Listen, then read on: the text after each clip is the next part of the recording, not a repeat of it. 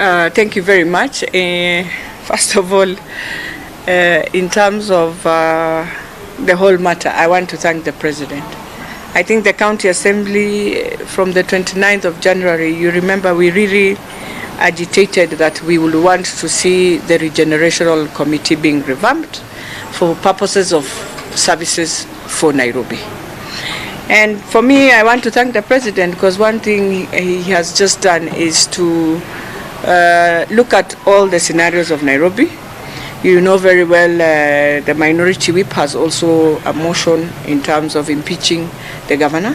And so for me, when you look at the scenarios and the issues, this is one way of holding the county not to find itself in really a quagmire that would have found ourselves in regardless.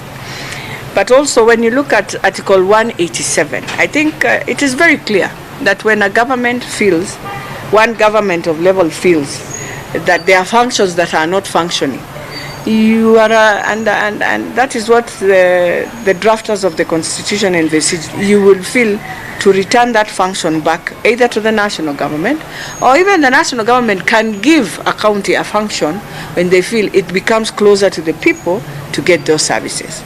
So first of all, it's an area where I would want to say the President has breathed life into the Constitution on Article 187. What we would want to see is how the Senate repackages or unpacks the whole Article 187, because it's not just Nairobi. Remember, Nairobi, we are in a very in a scenario that is also very tricky, because the governor being on trial. Also now, for me, I want to thank him, because he did not just look at himself, but he has looked at the 6 million Nairobians who need services, and so he has felt these are the critical services. Why can't I hand them back to the national government? And when things become to normalcy to Nairobi, you have a right now to write to the national government to return back the functions. So I think that's what he has done. Yes. Yes. These critical functions, health, public works, have been handed over to the national government. How then, as the County Assembly of Nairobi, do you oversight? I think that's why the President said that in every report, one will be tabled to the County Assembly and the other one to the National Assembly. And we must appreciate that what he has done, he safeguarded also the County Assembly. You know, if you look at the whole scenario that we are in, he had a right to evoke Article 192 that dissolves us and takes us to an election.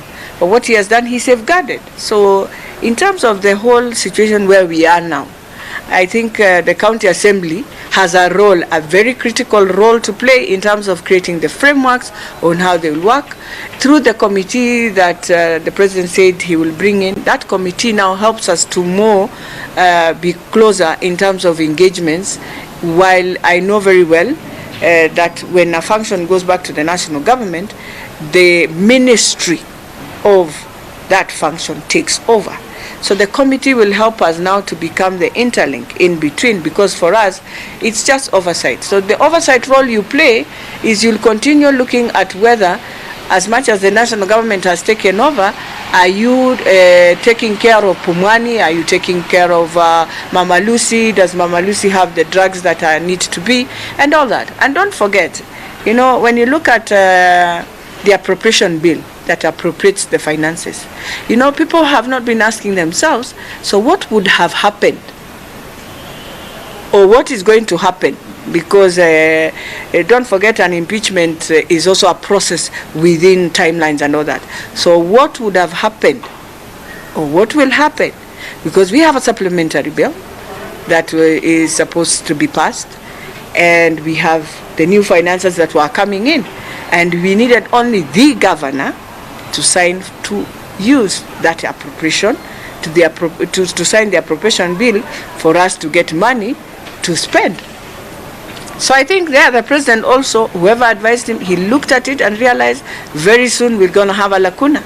And so the key functions of health, transport will have been so much affected, and the other, environment.